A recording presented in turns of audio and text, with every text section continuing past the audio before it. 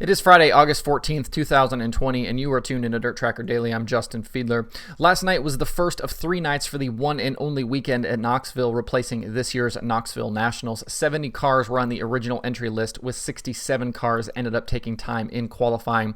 Top 48 cars were inverted in the 6 heats, with qualifying heats and mains all earning drivers points to set up the night's features and dash, and counting towards Saturday's racing.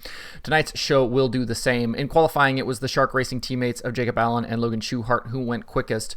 There were several motor issues through the night, including Corey Eliason, Scotty Thiel, and Justin Henderson. Eliason's team got a new piece swapped in, while Thiel and Henderson are probably done for the weekend. Several drivers will have some work to do tonight to try and better position themselves for Saturday, including Danny Dietrich, Paul McMahon, Shane Stewart, and Sheldon Hodenshield.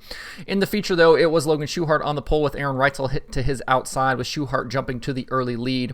Early in the going, after a restart for a spun Darren Pittman, there was a big crash into turn 1 that collected Brad Sweet, Donnie Schatz, James McFadden, and Corey Eliason. Only Schatz was able to make it back out onto the track for the restart, but he pulled in a few laps later. Those 4 drivers would be credited with the final 4 positions in the feature, and that would have big points implications. More on that here in a bit. Once the race was back green again, Schuchart continued to lead, but Kyle Larson was quickly on the move behind him. He restarted 7th, but was third only a few laps later. Larson then set off to track down Brian Brown in second. With 11 laps left, Larson threw a slider at Brown and cleared him for that second spot. Later, coming to 7 to go, Larson had then caught Schuchart for the lead, and a slider in turns 3 and 4 put Larson out front. He and Schuchart actually made contact, with Schuchart's nose wing getting crinkled from that contact. Larson was able to drive away over the final laps to take the win on the opening night of the one and only. Schuchart finished second, Aaron Reitzel was third, Carson Macedo hard charged from 24th to finish 4th. He actually transferred in from the B main.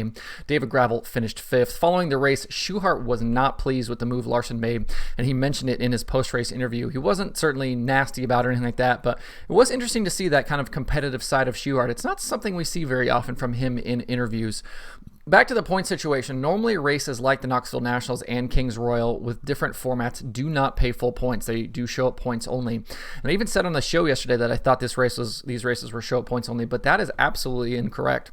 All 3 nights are full points nights, so the trouble for Sweet and Schatz means we've seen a shakeup now at the top of the World of Outlaws standings.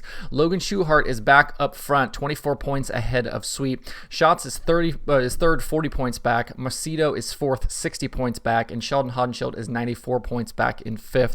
So you've kind of brought Macedo and Hodenshield even closer, Schuchart back to the top. So now some work to do here for these guys. You know, with these nights being full point nights, that puts an even bigger focus on these guys to be good all the way through the night, from qualifying heats all the way through to the feature. And Hodenshield actually had to take a provisional to get into last night's feature, and the other guys cannot afford to have off nights like that and need to take those provisionals. So it'll be interesting to watch here over the next couple of nights how that kind of plays out and how that's going to end up with the points past the weekend.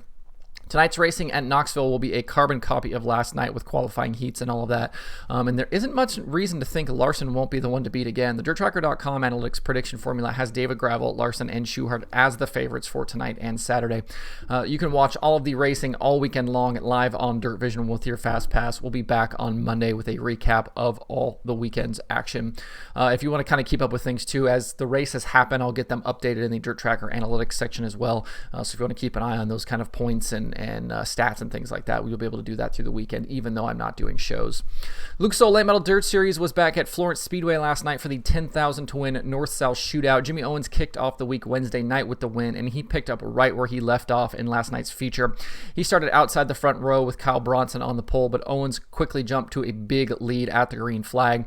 Kyle Bronson settled into second behind Owens, but his night actually came to an end 15 laps deep with mechanical problems. Out front, though, it was all Jimmy Owens until late in the going. The 20 started to fade inside 10 laps remaining, and that let Brandon Overton and Mike Marlar run him down. Overton took the lead on lap 46, and the battle for the win became a 2-car shootout, with Marlar also getting past Owens. Into turn 1 on the final lap, Marlar elbowed his way past Overton for the lead and gapped the 76 down the backstretch.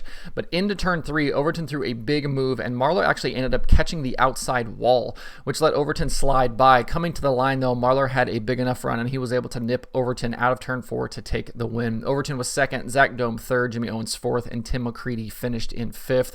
It sounded like Owens had a tire tire or wheel issue late in the going, which is why his car faded. It was another off night for Jonathan Davenport, which means Owens now extends his points lead yet again, with the gap back to second now a huge 465 points. Tonight at Florence, Lucas Field will participate in 2 rounds of heat races, with passing points being awarded. At the end of tonight, those passing points will set the field for Saturday's B mains and the lineup for the North-South 100, paying $50,000 to win. You can watch all of the action all week long on Lucas Oil Racing TV. Summer Nationals and Modified Nationals competitors were at Macon Speedway last night for another round of racing. In the Herald Review 100 late model race, Brandon Sheppard and Brian Shirley started together on the front row, and it was points leader Shirley taking the lead at the start. The 3S of Shirley was very good in the early going, jumping to a big lead and working lap traffic really well. As the race progressed through halfway of the 100 laps, Shirley continued to lead, but cautions kept Sheppard within striking distance. The two were neck and neck for many laps through traffic, and Sheppard was finally able to work past Shirley with 19 laps left. Sheppard survived a restart with 2 laps remaining to take the win, with Shirley finishing second, Jason Fager third, Shannon Babb fourth, and Dennis Erb Jr. finishing fifth. In the night's modified feature, James Walters and Jacob Rexing led the field to green, but it didn't take Mike Harrison long to get to the front, with him officially taking the lead from Rexing on lap 3.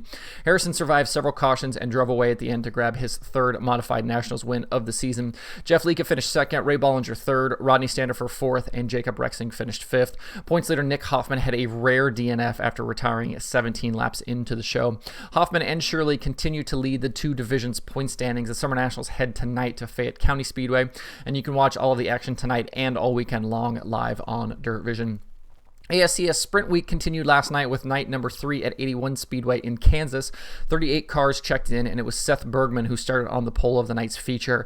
He quickly took the lead at the start and drove away from the field over the 25 laps to take a dominating 5-second win over J.J. Hickel, Colton Heath, Harley White, and Tanner Holmes. Hickel continues to lead the Sprint Week point standings, with Bergman now second and John Carney the second third. ASCS Sprint Week is back tonight at Creek County Speedway in Oklahoma for night number 4, followed by Saturday at I-30 Speedway, and then the week closes out Sunday at Diamond Park Speedway. You can keep up with everything at ASCSRacing.com, and you can watch live all weekend on Racing Boys. Speaking of the streaming schedule, let's take a quick look at that before we close out for the week. Dirt Vision has 3 shows tonight. They've got the one and only racing from Knoxville for the World of Outlaws Sprint Cars. They've got 410 Sprint Cars and 358s and weekly action at Williams Grove Speedway. They've also got the Summer Nationals show from Fayette County. Flow Racing has a number of shows, including USAC 24/7. They've also got the Southern Street Stock Nationals from Why Not Motorsports Park. They've got the continuation of IMCA Speedway from Keller Auto Speedway and Taco Bravo Sprints from Ocean Speedway. The Lucas Oil Late Model Dirt Series is on Lucas Oil Racing TV from Florence Speedway. Racing Boys has that ASCS Sprint Week show from Creek County. Racing Dirt has USRA Modifieds from Humboldt Speedway. And then Speed Sport has a number of shows across several different racetracks, including Electric City Speedway, Gondik Law Speedway, Rapid Speedway, and more. If you want to see that full schedule all weekend long, you can find that at DIRTRACKR.com/watch tonight. Certainly plenty of things to watch this weekend if you cannot go to the racetrack.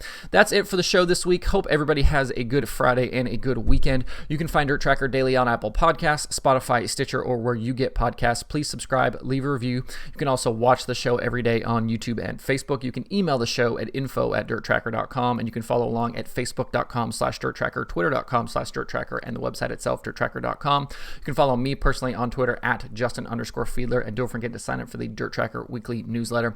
If you're heading to the racetrack this weekend or out on a drive, don't forget the 3 longer form Dirt Tracker Conversations episodes. So far, we've had Ayrton Jeniton, Mike McKinney, and Georgia Hannaberry. You can find those in this podcast feed or on YouTube.